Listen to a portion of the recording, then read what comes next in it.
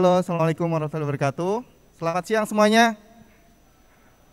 Masih pada semangat ya, semoga ya. Kita dari Bukalapak, saya sendiri Ferry Fajri sebagai Cloud Cost Optimization Manager di Bukalapak dan juga bersama dengan teman saya. Saya Parlin, saya Engineering Manager di tim infrastruktur Bukalapak. Ya, kita berdua akan membawakan suatu topik yang mungkin sangat menarik. Mungkin dari teman-teman developer sendiri, ini adalah suatu topik yang sangat sekali jarang dibahas, tapi walaupun kita berada di realm yang berbeda, ini adalah suatu topik yang menarik yang harus dibahas, terutama dengan perkembangan cloud native dan juga perkembangan Kubernetes di Indonesia khususnya. Kenapa kita memilih topik ini? Ada beberapa driver yang membuat Bukalapak melakukan journey cloud cost optimization, terutama di tahun 2022. Yang pertama adalah perkembangan cloud native diperkirakan akan spend dari cloud native itu akan mencapai 600 USD di tahun 2023 dan di tahun 2002 lalu prediksinya akan mencapai sekitar 490 miliar USD untuk seluruh global spending yang ada di cloud native. Maka dari itu, ini adalah salah satu driver yang sangat membantu kita untuk melakukan cloud cost optimization sedini mungkin di tahun 2002 kemarin. Kenapa ini salah satu hal yang menarik? Mungkin kalau teman-teman tahu, seiring dengan perkembangan cloud native, makin banyak company yang beralih ke cloud, itu mungkin suatu hal yang sangat positif buat kita sebagai developer. Karena apa? Perkembangan cloud native buat developer itu sangat positif karena nantinya kita juga bakal dihadirkan dengan begitu banyak peluang job yang tersedia di market. Tapi pada saat yang bersamaan,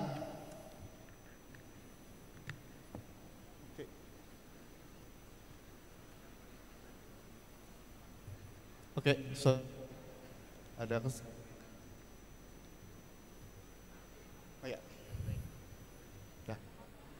thank you.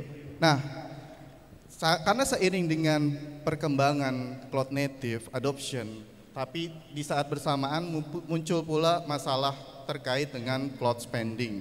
Ternyata dari survei yang terjadi adalah hampir 30% dari cloud cost kita itu berada di wasted cost. Dalam artian 30% biaya yang dikeluarkan oleh company, biaya yang dikeluarkan oleh startup, semuanya itu lari down to the cloud waste.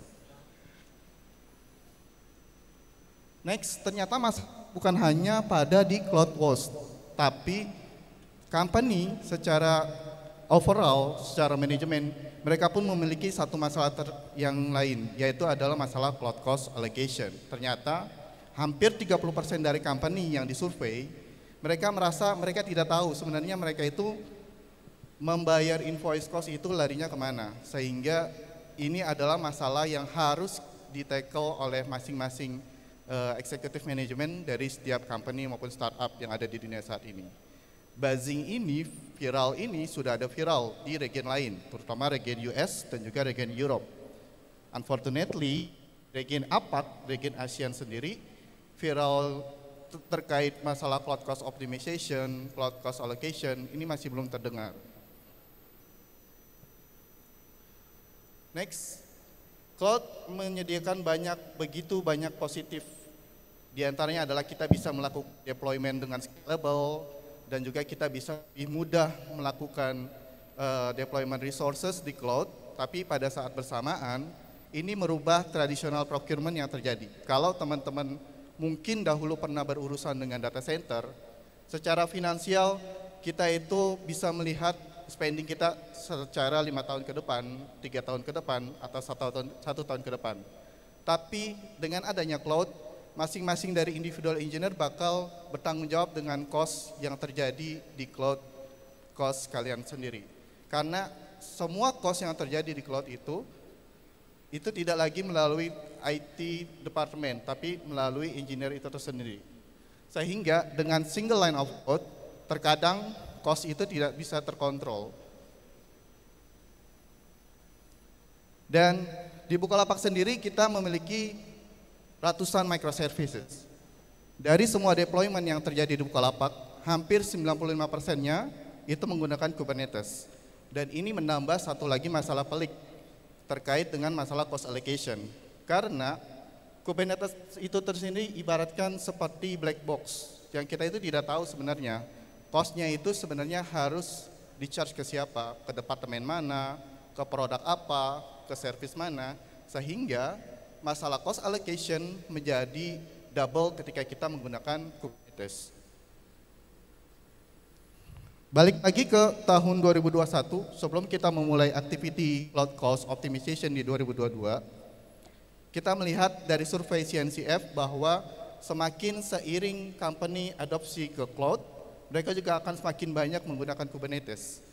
Dari survei di sini kita bisa melihat bahwa hampir 20% deployment Kubernetes akan bertambah di tahun 2022.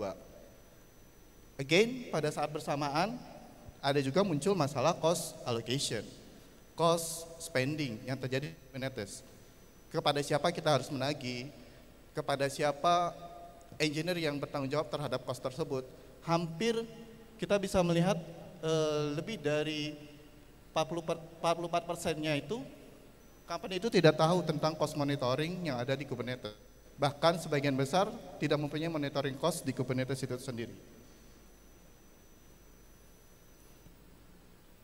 Kenapa ini bisa terjadi? Karena di cloud cost tersendiri, masing-masing dari cloud service provider, entah itu Azure, GCP maupun AWS, mereka men-charge kita berdasarkan cost yang ada di resources. Sedangkan yang seperti kita tahu sendiri, Kubernetes itu memiliki virtual resources yang ada di setiap cluster, setiap deployment, dan juga setiap namespace. Maka dari itu, salah satu hal yang harus kita lakukan ketika kita mau melakukan cost allocation di Kubernetes ialah melihat dari mana cost tersebut berasal. Dan kita bisa melihat bagian dari sini bagaimana teman-teman Bukalapak melakukan cost allocation di Kubernetes. Pertama kita melihat secara overall Kubernetes project memiliki overall cost. Lalu di dalamnya kita bisa tahu cost tersebut berasal dari mana aja. Apakah dari node instance ataupun mungkin dari cost non-compute, semisal network ataupun logging dan lain sebagainya. Ini harus kita pisahkan karena keduanya itu harus diperlakukan dengan cara yang berbeda. Terkhusus untuk masalah node instance, di dalam suatu Kubernetes project kita memiliki beberapa cluster. Contoh, masing-masing cluster tersebut pasti akan memiliki cost tersendiri. Dan di dalam cluster tersebut kita juga akan memiliki banyak namespace, banyak pod yang masing-masing dari mereka itu memiliki cost tersendiri.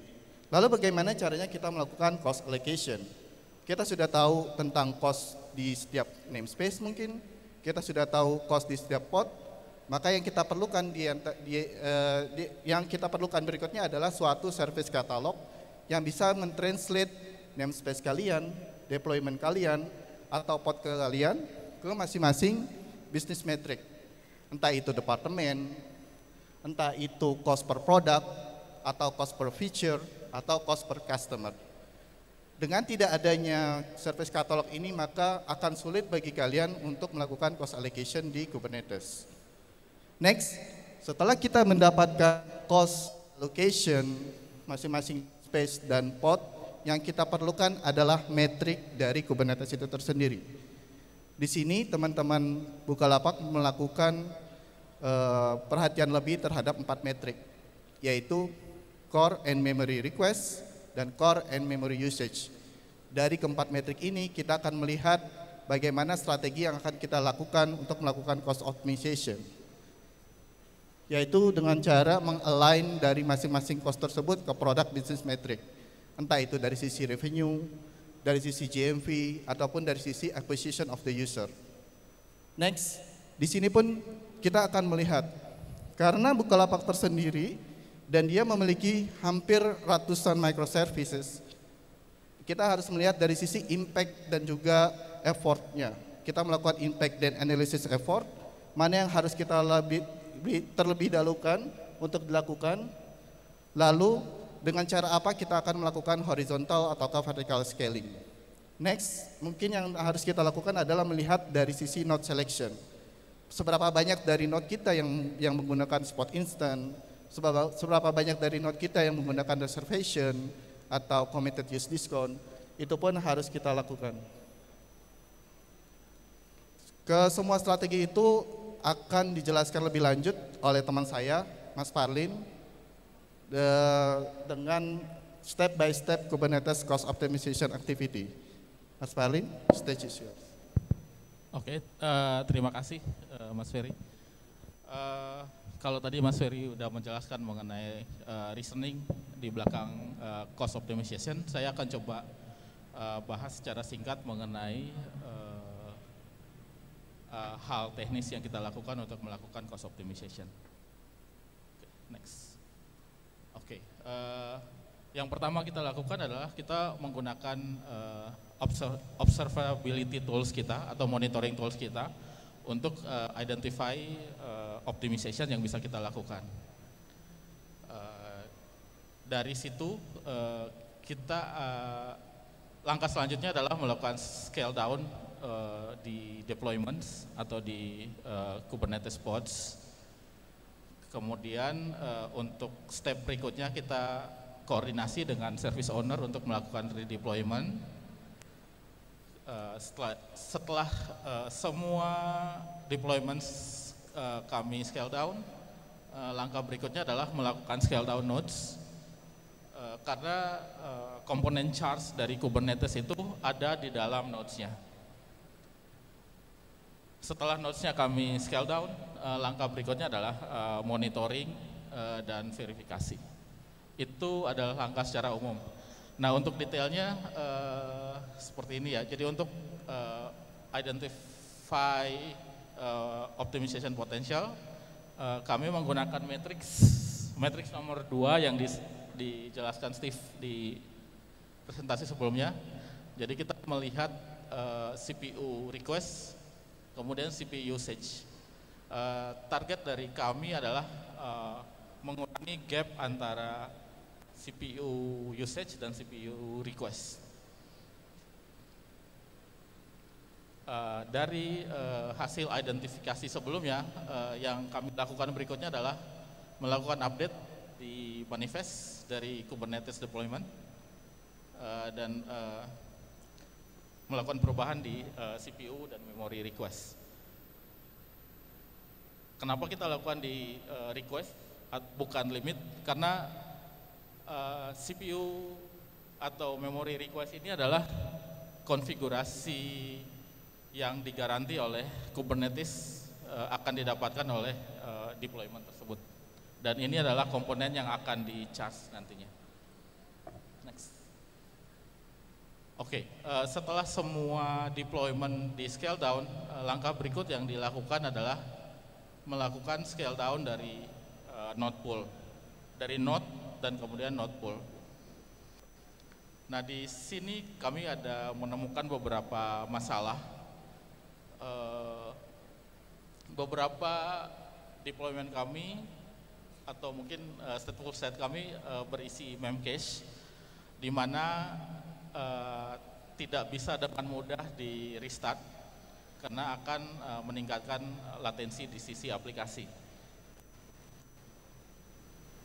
Nah, untuk mengatasi masalah ini, kami membuat project paralel untuk memisahkan memcache ke dalam pool yang terpisah. Jadi kalau kita lihat di gambar sebelah kanan, kami ada 2 pool. Jadi pool pertama berisi deployment, pool kedua berisi stateful set yang menjalankan memcache. Hasil dari aktivitas kami ini, kami bisa mengurangi jumlah node atau jumlah core dari sekitar 6.000 menjadi 4.000. Jadi kalau kita kalikan 105 dengan 64 itu sekitar 6.000 core, hasilnya itu sekitar 4.000 core. Next. Oke, untuk hasilnya Mas Ferry, silakan. Ya, thank you Mas Parlin untuk penjelasan activity dari Kubernetes Optimization. Dan dari hasil activity kita selama 2022 terhadap Kubernetes deployment kita mendapatkan bahwa kita bisa melakukan QB upgrade lebih faster karena kita sudah memisahkan pool antara stateless dan juga stateful. Yang kedua, di node selection sebelumnya saya katakan bahwa node selection adalah salah satu pertimbangan kita karena beberapa deployment yang ada di Kubernetes kita itu bermacam-macam tipenya. Ada beberapa deployment yang memerlukan CPU lebih tinggi dibandingkan memorinya, atau sebaliknya ada juga deployment yang memerlukan memori lebih tinggi dibandingkan CPU-nya. Maka dari itu kita grouping mereka together untuk CPU lebih tinggi, maka kita akan memiliki node dengan node high CPU.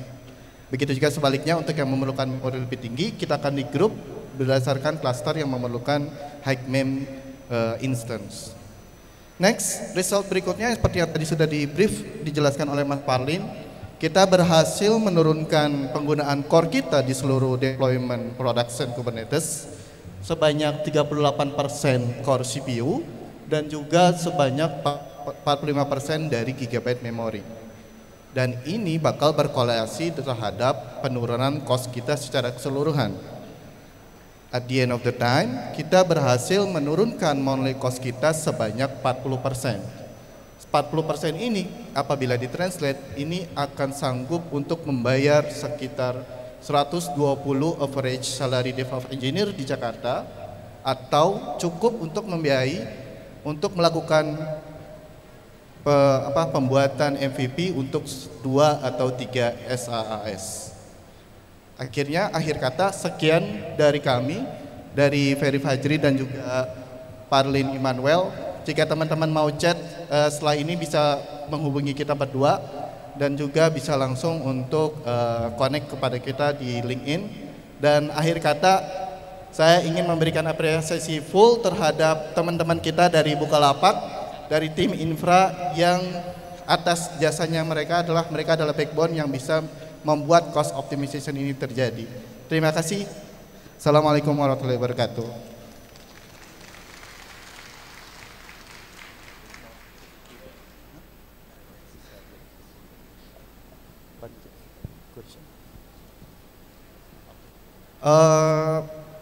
Question.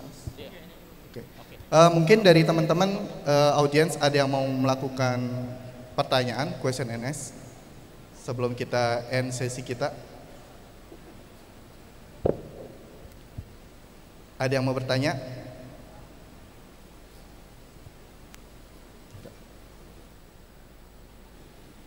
Ada.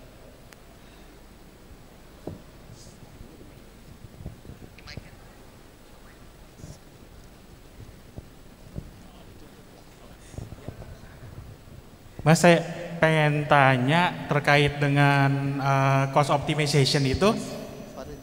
Ya. Tadi kan di sisi infra ya, itu ada kolaborasi nggak sama developernya? Ya, thank you Mas. Dari Mas siapa Mas? Oh iya, saya Hestu. Oke, terima kasih Mas Hestu. Terima kasih banyak untuk pertanyaannya. Justru sebenarnya untuk menjawab pertanyaan ini adalah justru kolaborasinya itu bukan hanya kepada developernya, tapi kolaborasi ini terjadi atas kolaborasi antara finance, product, dan juga engineering team. Jadi kesemuanya itu kita lakukan di dalam suatu culture yang namanya FinOps, yaitu Cloud Financial Operation, di mana semua requirement baik dari sisi developer maupun dari sisi produk, bisnis, dan juga dari sisi financial, semuanya berkolaborasi untuk melakukan suatu mufakat bagaimana yang harus kita lakukan dari sisi cost optimization itu tersendiri. Karena Cloud Financial Operation dalam hal ini dia tidak serta-merta bilang kepada engineering untuk scale down resource A, scale down resource B tanpa harus memperhatikan juga dari sisi produk, bisnis. Maka dari itu di slide tadi kalau teman-teman ingat kita juga linking antara cloud cost dengan produk business metric, karena bisa jadi costnya memang tinggi, tapi dari sisi metrik bisnis mungkin dia menghasilkan banyak revenue, mungkin dia menghasilkan banyak user, atau mereka juga menghasilkan banyak GMV. Oh ya, mungkin saya tambahkan sedikit. Jadi untuk aku aktivitas cost optimization ini kami koordinasi dengan developer juga. Jadi hasil identifikasi kami kembalikan ke developer dan diskusikan dengan mereka. Jadi ada beberapa squad yang keberatan sih dengan perubahan yang kami lakukan, karena service mereka itu kadang sering spike, jadi tergantung requestnya, sehingga untuk service seperti itu biasanya kami exclude, gitu Mas. Ya, terima kasih Mas. Another question maybe? Mana dulu?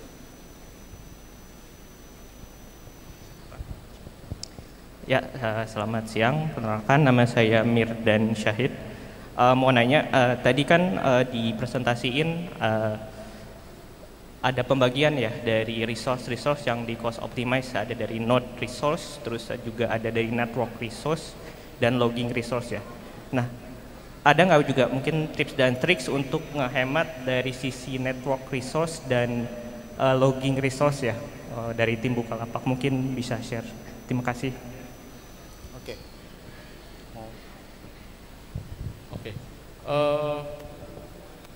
Kebetulan saya bukan spesialis logging, tapi di Bukalapak ada beberapa inisiatif untuk mengurangi cost di logging. Jadi contohnya file loggingnya kami simpan dalam bentuk terkompres, itu salah satu. Oke, itu adalah salah satu contoh yang kami lakukan di Bukalapak. Mungkin Mas Ferry ada. Ya, terkait logging ataupun network, kebetulan di Kubernetes project kita dan di Bukalapak secara keseluruhan kita menggunakan satu centralized logging, Mas. Jadi ada satu project lain yang memang bertugas untuk melakukan centralized logging dari seluruh microservice kita. Dan karena kedua project ini terpisah, maka cost yang paling besar itu ada di cost project logging tersebut. Dan untuk cost optimization di sisi logging, sebenarnya ada beberapa step yang mungkin Masnya bisa imitate. Yang pertama mungkin kita perlu review lagi dari logging yang kita set saat ini di production maupun pre-production. Apakah kita butuh critical sampai ke info, ataukah saat ini ada beberapa logging yang enable, debugnya dan lain sebagainya. Dari sini kita bisa melihat apakah log-log tersebut patut untuk kita catat atau bisa kita drop. Itu yang pertama. Yang kedua, kita juga bisa melihat dari log retention yang terjadi saat ini. Bisa jadi saat ini ada beberapa aplikasi yang menggunakan log retention sangat panjang, mungkin setahun atau 2 tahun, dan apakah log ini masih prefer untuk kita keep selama kurun waktu retention period tersebut, atau bisa kita kurangi retention periodnya. Karena cost log itu tergantung dari seberapa banyak kita ingest lognya dan juga seberapa banyak kita backup lognya itu di storage kita. Mungkin dua hal tersebut bisa membantu dari sisi logging cost, Mas. Terima kasih, Mas. Ya, thank you, Mas. Next.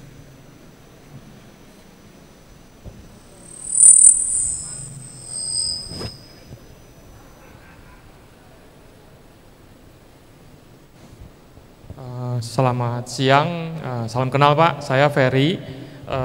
Dua pertanyaan Pak dari saya. Tadi mungkin sempat menyebutkan service katalog ya Pak. Ya. Kalau boleh tahu mungkin apakah itu di-build sendiri atau melibatkan third party gitu ya. Terus kemudian khususnya terkait tentang tim swim out itu sendiri. Terus kemudian yang kedua adalah dari perencanaan awal sampai dampak itu terasa, saving sampai 40%, itu kira-kira time frame-nya berapa lama sih Pak dengan effort yang ada? Terima kasih. Soalnya mau jawab yang pertama atau kedua? Yang service katalog.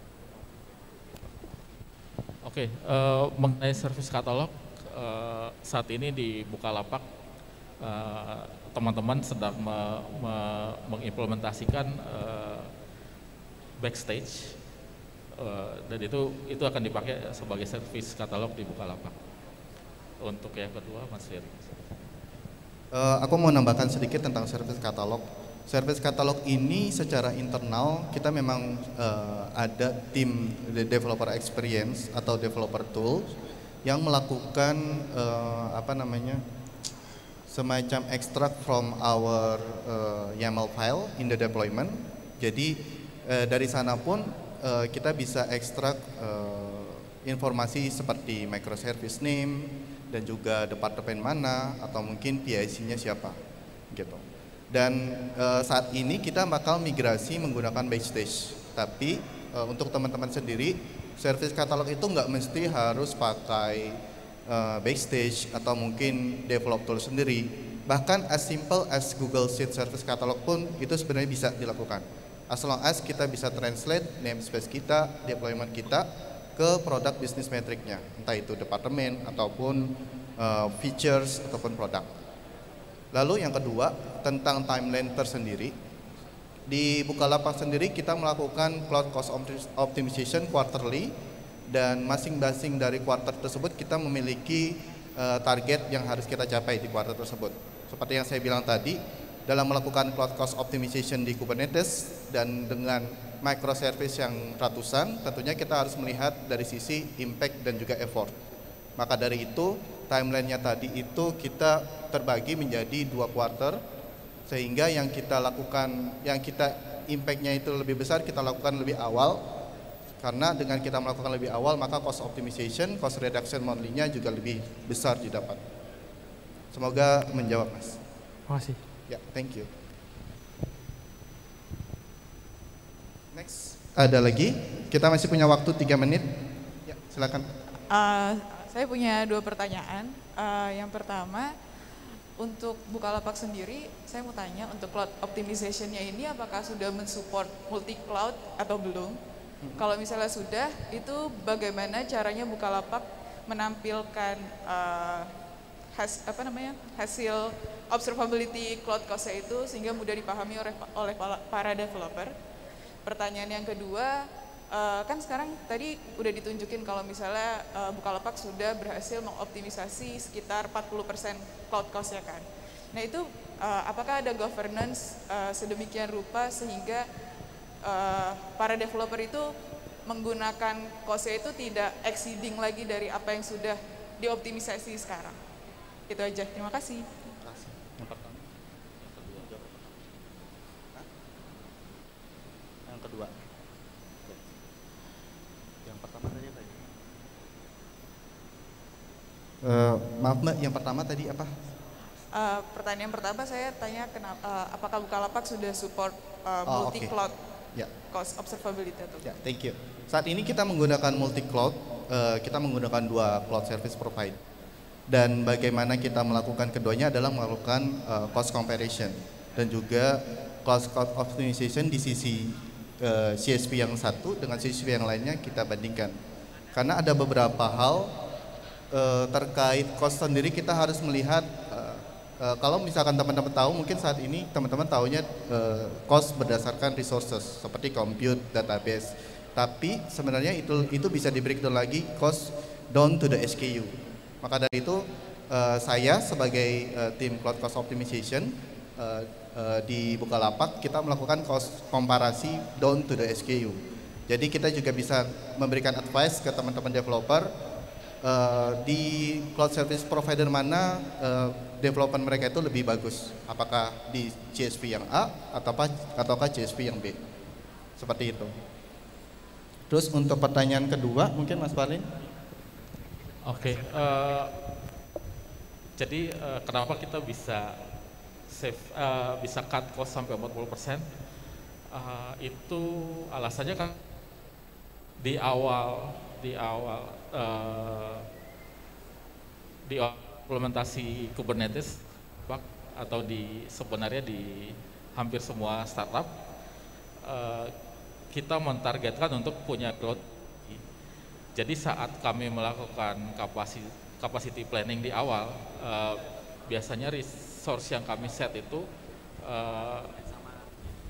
diharapkan bisa melakukan serve terhadap 2-4 kali traffic. Itu yang menyebabkan cost atau resource kami sangat besar. Kurang lebih seperti itu, mungkin Mas Heri bisa tahu. Ya. Aku mau nambahin masalah cloud cost optimization government, mungkin 1 menit lagi untuk panitia. Untuk governance sendiri, saya menyarankan teman-teman itu untuk mendapatkan sponsor dari executive management. Karena apa? Cloud cost optimization itu nggak terjadi di satu sisi, dalam artian nggak harus dari developer tersendiri. Tapi ini harus melibatkan semua pihak di dalam satu perusahaan. Entah itu dari sisi engineering, dari sisi produk atau bisnis, ataupun dari sisi finansial. Maka dari itu, sponsorship dari executive management itu harus ada, effort dari atas dan juga education dari bawah harus dilakukan. Dan ini yang saat ini lagi di grooming di Bukalapak, dan semenjak 2022 kita sudah membuat suatu centralized team, FinOps dan juga task force untuk melakukan cloud cost optimization secara kontinual ke depannya. Seperti itu. Ya, menurutku sudah habis waktunya. Terima kasih teman-teman sudah join di sesi kali ini. Saya dari Ferry Fajri dan juga dari Mas Parlin mengucapkan banyak terima kasih. Assalamualaikum warahmatullahi wabarakatuh.